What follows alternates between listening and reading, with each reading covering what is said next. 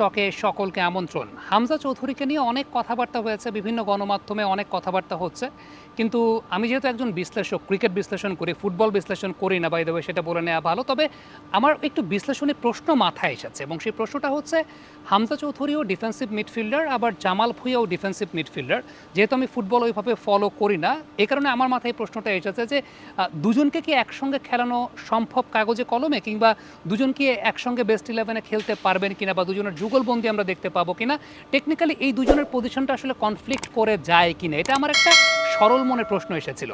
তো ওই প্রশ্নের উত্তর খোঁজার জন্য আমি নাবিল খানের কাছে জিজ্ঞেস করেছি। নাবিল খান কমেন্টেটর, টি স্পোর্টসে তিনি বাংলাদেশের আন্তর্জাতিক ম্যাচগুলো কমেন্ট্রি করেন।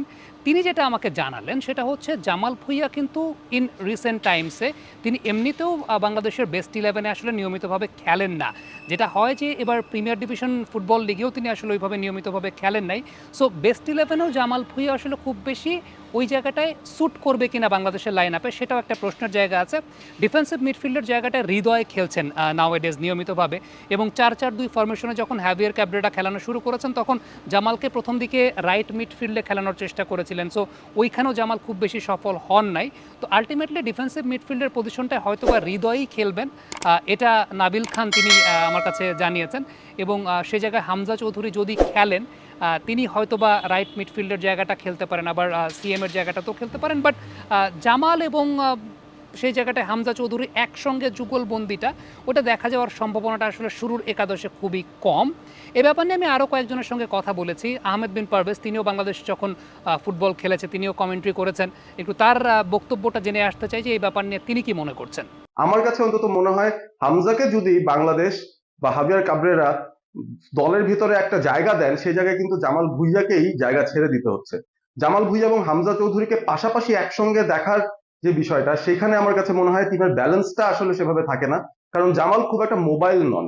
হামজার পাশে একজন মোবাইল সেন্ট্রাল মিডফিল্ডার প্রয়োজন, যিনি দৌড়াদৌড়ির কাজটা করতে পারবেন, বক্স টু বক্স যাওয়ার কাজটা করতে পারবেন এবং হামজাকে সেই সাপোর্টটা দিতে পারবেন। সেই সাপোর্টটা জামালের কাছ থেকে হয়তো পাওয়া যাবে না। সুতরাং আমার কাছে মনে হচ্ছে লাইফ ফর লাইফ রিপ্লেসমেন্ট হবেন হামজা চৌধুরী জামাল ভুঁইয়ার, এবং এই ক্ষেত্রে জামালের আসলে দলে থাকার সম্ভাবনা বা স্টার্টিং ইলেভেনে একসঙ্গে হামজার সঙ্গে খেলার সম্ভাবনাটা খুবই খুবই কম। সো আহমেদ বিন পারভেজের কথাটা যেটা আমরা বুঝতে পারলাম, যে তিনি যেমনটা মনে করছেন তার বিশ্লেষণী জায়গা থেকে, যেহেতু তিনি ফুটবল ম্যাচেও কমেন্ট্রি করেন বা করেছেন, তিনি ফুটবলটাকে ফলো করেন, তার কাছে মনে হচ্ছে যে জামাল ভুঁইয়া এবং হামজা চৌধুরীকে একসঙ্গে হয়তো বা দেখা যাবে না। এরকম ব্যাপারটা ঘটতে পারে যে হামজা চৌধুরী সত্যিকারের অর্থে জামাল ভুঁইয়ার পরিপূরক বা তার রিপ্লেসমেন্ট, ওই রকম একটাভাবে তিনি চিন্তা করছেন। শাহানুর রাব্বানী, আরও একজন কমেন্টেটর, তিনিও রেগুলারলি ফুটবলটাকে ফলো করেন, তিনি তার মন্তব্য ব্যক্ত করেছেন। আমরা একটু তার বক্তব্যটা শুনে আসবো। কেউ যদি জিজ্ঞেস করে যে হামজা কি ক্যাপ্টেন জামাল ভুঁইয়ার জায়গা নিচ্ছে কিনা, নট শিওর যে তারা একসাথে খেলতে পারবে না।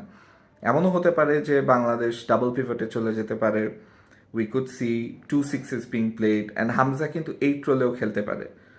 আরেকটা অপশন হতে পারে, হামজা যেহেতু ডিফেন্সিভলি ভালো, সে ইভেন সেন্টার ব্যাক রোলেও খেলতে পারবে। সো দের আর অপরচুনিটিস তাকে সেন্টার ব্যাক, সিডিএম, সিএম এইসব রোলে খেলানোর। So in that case Jamal Bhuiyan এবং হামজা চৌধুরীর পজিশন নিয়ে ক্ল্যাশ হওয়া, I don't think is gonna be a big problem.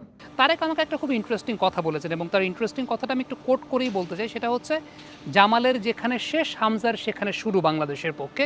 ব্যাপারটা এরকম হতে পারে, বা ব্যাপারটা এরকমই হতে যাচ্ছে, এটা তেমনটা তিনি মনে করছেন। কারণ জামাল নাওয়াডেজ আসলে বেস্ট ইলেভেনে তাকে ইনকর্পোরেট করা যায় নাই, বা হ্যাভিয়ার ক্যাব্রেরা যে কম্বিনেশনে খেলছেন, হৃদয় সিডিএমে খেলছেন, এবং জামালকে যখন রাইট মিডফিল্ডে খেলানো হয়েছে, জামাল ওইভাবে আসলে সাফল্যের জায়গাটা দেখাতে পারেন নাই।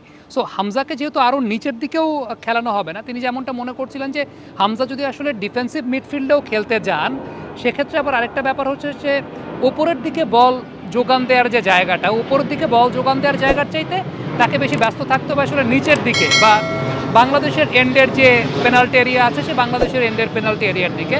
সো আলটিমেটলি এক্ষেত্রে হামজাকে আসলে ব্যবহার করা হ্যাভিয়ার ক্যাব্রেরা হয়তো বা করতে চাইবেন, একটু উপরের দিকেই করতে চাইবেন, অর্থাৎ বল যোগান দেওয়ার ক্ষেত্রে সেটা যত না বেশি আসলে ওই যে নিজের রক্ষণ ভাগটা সামলানোর জন্য, তার চাইতে বেশি অপোনেন্টের রক্ষণ ভাগকে তাদেরকে ব্যতিব্যস্ত রাখার জন্য হয়তোবা হ্যাভিয়ার ক্যাব্রেরা সেই জায়গাটায় হামজা চৌধুরীকে ব্যবহার করতে চাইবেন, এমনটাই মুজদে বিন তারেক মনে করছেন। সো সবার বক্তব্যের জায়গাটা শুনে আমার কাছে, আমি আবারও বলছি যে আমি তো ফুটবল বিশ্লেষক না, বাট একদম কমন সেন্স ব্যবহার করে আমার কাছে যেটা মনে হয়েছে যে অবশ্যই হামজা চৌধুরীকে হয়তোবা বাংলাদেশের কোচ চাইবেন ওই অর্থে, অর্থাৎ অপোনেন্টের রক্ষণভাগের ওই জায়গাটাই তার বল যোগান দেওয়ার দায়িত্বটা বেশি হয়তোবা রাখতে চাইবেন রাদার দেন এদিকে বাংলাদেশের রক্ষণভাগ সামলানোর চাইতে।